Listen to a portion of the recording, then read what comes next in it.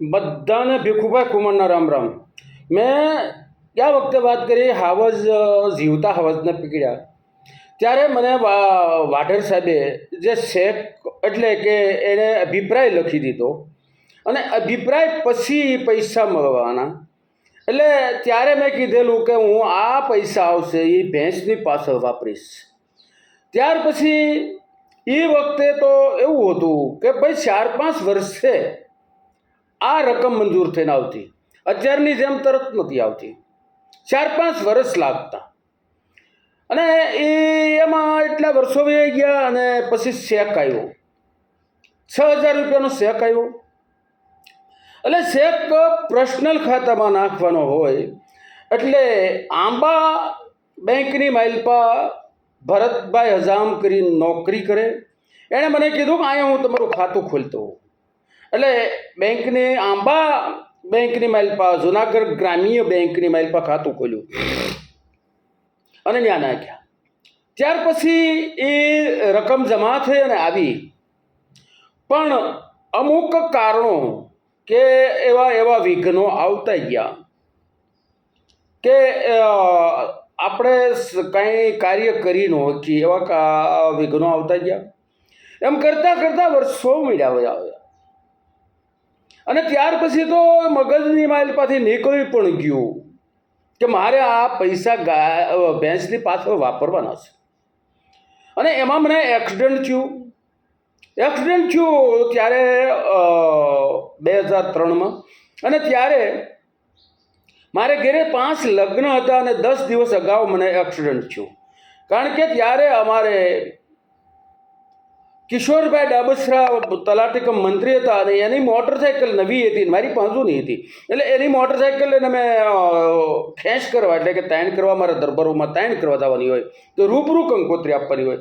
એ જાતા હતા એની માઇલપા એક દિવસ એ નાવા ગયા અને હું બસની માઇલપા આવ્યો અને ગોખરવાથી રિક્ષા બાંધી અને રિક્ષા પલટી ખાઈ ગઈ અને મારે કરોડરજ્જુના મણકાની માઇલપા ફ્રેક્ચર થઈ ગયું.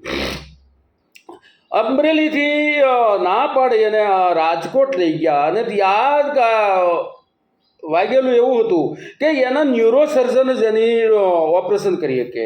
અને ત્યારે રાજકોટની માઇલપા પ્રખ્યાત એટલે પ્રકાશ મોઢા એ પ્રખ્યાત ડૉક્ટર હતા અને ત્યાં અમે દાખલ થયા. ડૉક્ટરે કીધું કે આ બહુ સક્સેસ જાય નહીં, આવું વાગેલા આપણે ઓપરેશન કરીએ પણ સક્સેસ જાય એવું નક્કી નહીં. એટલે આવા તો હજારો એકાદ હાલે છે, તમારા ભાગ્યમાં હોય તો હાલે. અને ઓપરેશન કર્યું કેડે ત્યાં મહિનો દી રોકાણ. આપણે એની માઇલપા કોઈ પણ ડૉક્ટરને ફેરફાર દેખાતો નહીં. અને એને એમ થયું કે હવે આ કાંઈ હાલશે નહીં એટલે આને રજા આપી દેવી. એટલે જે કાંઈ નવ્યું સડાવી ગયું થયું એ નવ્યું બધું એને બાદ કર્યું, કાઢી નાખ્યું ને સવારે તમે વૈયા જાજો તમારી ઘરે એવું કીધું. રાત્રે 12 વાગ્યે મને પેશાબ કરવાની ખણ લાગી. એટલે અમારા ભાણિયાભાઈ ભૂપતભાઈ અને ભાણભાઈ ગીડા અને મારી પાસે રહેતા હતા. એને મેં કીધું કે ભાઈ પેશાબ કરવાનું ડબલું લઈ આવો. એ ડબલું લેવા ગયા અને ત્યાં રાજગોર બ્રાહ્મણનો જુહાન આદમી એ રાતમાં નોકરી કરતો હતો. રાત્રે એને વાત કરી કે ભાઈ ડબલું કે હું કામ કે મારા મામાને ખણા થઈ જાય પેશાબ લાગ્યો છે. ભૂપતભાઈએ કીધું એ દોડતો એવો તમે જવા દો, તમે તારે પેશાબ તમને લાગ્યો હોય અને ઉતરતો હોય તો પેશાબ ઉતારો. એને એમ મને કીધું કે મારે આ બધું જોવું જ ને, તમે ચિંતા કરો માં જવા દો. અને મેં બળ કર્યું, તાકાત કર્યું અને પેશાબ ઉતર્યો. અને એ માણસ તાળિયું પાડવા મળ્યો કે હવે તમને સારું થઈ જાય. અને સવારે પ્રકાશ મોઢા પણ આવ્યા તો એને વાત કરી કે પેશાબ રાત્રે ઉતર્યો. એટલે એ તાળિયું પાડતા આવ્યા અને કીધું દરબાર તમે ભાગ્યશાળી છો, અમારેથી સારું નથી થયું પણ તમારે અદ્રશ્ય શક્તિએ કંઈક કામ કર્યું છે કે જેથી કરીને પેશાબ ઉતર્યો. હવે જો તમારામાં મનોબળ છે તો તમે હાલી શકશો. અને પછી રજા આપી, અમે ઘરે આવ્યા. ત્યાર પછી અમારે જે ભાણભાઈ ગીડા, અમારે ભૂપતભાઈ, અમારે રાજુભાઈ એ બધા તો સેવા કરે જ, પણ બીજા લોકોએ પણ ખૂબ સેવા કરી, ખૂબ કસરત કરાવી અને મને હાલતો કરી દીધો. અને હાલવા મળ્યો, થોડો હાલવા મળ્યો. અને ત્યારે એટલા બધા માણસો કે જે દાયુભાઈ મિત્રો બધા ખબર કાઢવા આવતા, પણ એની માઇલ પર અમુક તો આંબાથી અમારે મૂકો હદામ કે જે દાઢી કરવા 3-4 દિવસે આવવાનું, અને હું ઊભો ન થઈ શકું એટલે હુતા દાઢી કરતો. પોતાને તો હાઈસ્કૂલની માઇલ પર નોકરી હોવા છતાં એ મારી દાઢી કરવા આવે. માધા ભગત, હરિભાઈ મોવાણી અને હસુભાઈ ને એ તમામ કાયમ આવવાનું. રોજ સવારે ઉઠી અને આવે.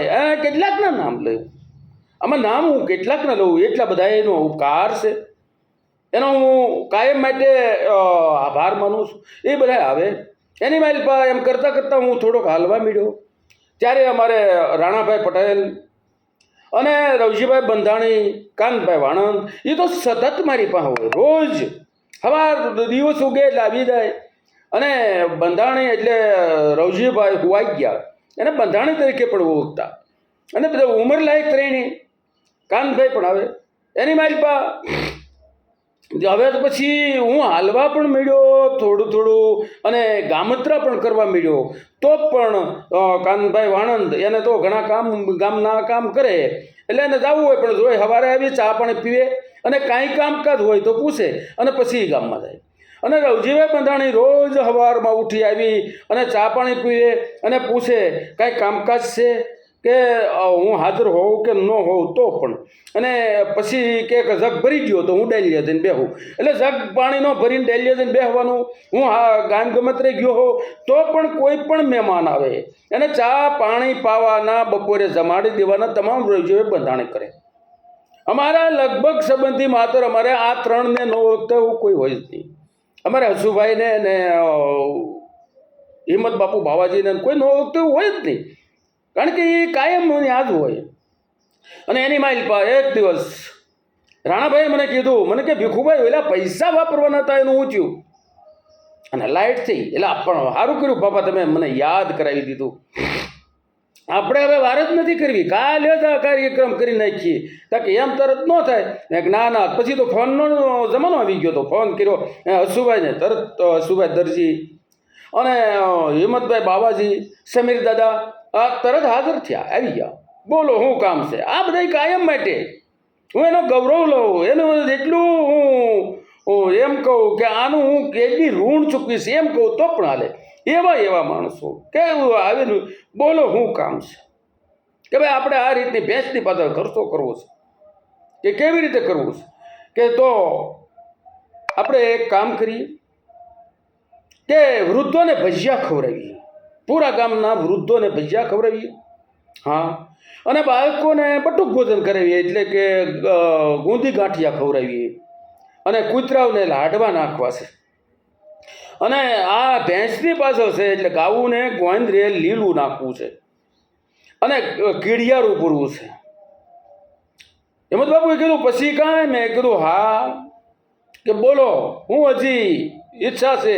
મેં કીધું મારી એ ઈચ્છા છે કે જેટલા ગામની માઇલપા, જેટલી ગામના સીમાડાની માઇલપા જેટલી ધજાવું હોય એ તમામ ધજાવું એ 10 રૂપિયા અને 1 શ્રીફળ આપણે ધરવા છે. અને ત્યારે એ આ ચાંદગઢના પૂરા સીમાડાની માઇલપા 38 ધજાવું હતી, 380 રૂપિયા અને 380 શ્રીફળ બધી ધર્યા હતા. અને આ રીતનું કાર્ય જ કર્યું. અમારે ભટ્ટ સાહેબ જે હાઈસ્કૂલના સાહેબ અને અમારી હાઈસ્કૂલની જ પ્રાથમિક શાળાના શિક્ષક એટલે પ્રિન્સિપાલ, અને એ પણ ત્યારે મારા ગામની માઇલપા સર્વિસ કરે. અટાણે નિવૃત્ત છે. અટાણે એનો અમરેલી મધ્યસ્થ બેંકની સામી દુકાન છે. અને ત્યારે આ રીતનું કાર્યક્રમ કર્યો અને એ છાપામાં આવ્યું. અને ત્યારે 2 છાપામાં આવેલું, ત્રીજાની મને ખબર નથી. 2માં આવ્યું, એક અવર્સ ટાઈમ્સમાં અને એક દિવ્ય ભાસ્કરની માઇલપા. અને એ દિવ્ય ભાસ્કરની માઇલપા આવ્યું, એ જેતપુર બાજુના કોઈ ભાઈએ વાંચેલું અને એણે મને ટપાલ લખેલી. એ ટપાલ મેં અને ભટ્ટ સાહેબે એની માઇલપા નંબર ગોતવા મહેનત કરી, પણ રહેવાઈ જવાના હિસાબે નંબર પૂરા મળ્યા નહીં. ન કરે મેરે એને ફોન કરવાની અમે મહેનત કરી 2 દિવસ, અને ભટ્ટ સાહેબે કીધું કે હવે નંબર નહીં લાગે. અને એણે એવું લખેલું કે બીજા ભલે એના બાપના કાર્ય જ ન કરે, પણ આપણે આવા ધાર્મિક કાર્ય કરતા રહેવું એ આપણી પરંપરા છે. અને મારા સંબંધી રામભાઈને રામ રામ કહેજો એવું કીધેલું. અને આ જ બધાય લોકોએ જે મને સાથ અને સહકાર આપેલો એની જે વાત કર્યું. અને ત્યાર પછી જ્યારે એટલે મને મેં સમીરદાદાને પૂછતો હતો ભાઈ આપણે આ કઈ ક્યારે કર્યું હતું, તો મને કે તેદી તો આપણે અડદની દાળ ને બાજરાના રોટલા કર્યા હતા. ભાઈ તેદી નહીં, એ તો આપણે લાભબેન સરપંચ બી રપ્યા ત્યારે કર્યા હતા. અને ત્યારે સંસદ સભ્ય, ધારાસભ્ય અને રાજકીય માણસોને તમામને તેડાવ્યા હતા અને ત્યારે કર્યા હતા. એ નહીં કે અને તે પછી આપણે બાલાભાઈ ગોર ગુજરી ગયા એનું પણ કાર્ય જ કરેલું. અને અમારે એ ભટ્ટ સાહેબ જે મેં કીધા એ નિવૃત્ત થયા ત્યારે એને વિદાય સમારંભની માઇલપા પણ ગામ ધુવાડબન જમાડેલું. અને એની માઇલપા દાદભાઈ દાદલ અને મધુભાઈ કથિરિયા અને મારો 3 થઈ અને ગામ ધુવાડબન જમાડેલું. અને બાલાભાઈ રાજગર બ્રાહ્મણ ગુજરી ગયા, રાજગર નહીં એટલે ઠાકર, એ જ્યારે ગુજરી ગયા ત્યારે એની પાસે કાર્ય કર્યું. એની માઇલપા જમાલભાઈ ઘાંસી જેઓ મુંબઈ રહે અત્યારે તો ગુજરી ગયા છે, એણે ભાગ આપેલો અને કાર્ય જ કરેલું. તો આ કાર્યક્રમ જે ભેંસની પાસે કરેલો એ આજ મને યાદ આવ્યું. અને મેં હાવજ પકડાવ્યાની વાત કરી એને આ અનુલક્ષીને વાત હતી, એટલે આ વાત કરું છું. જય માતાજી.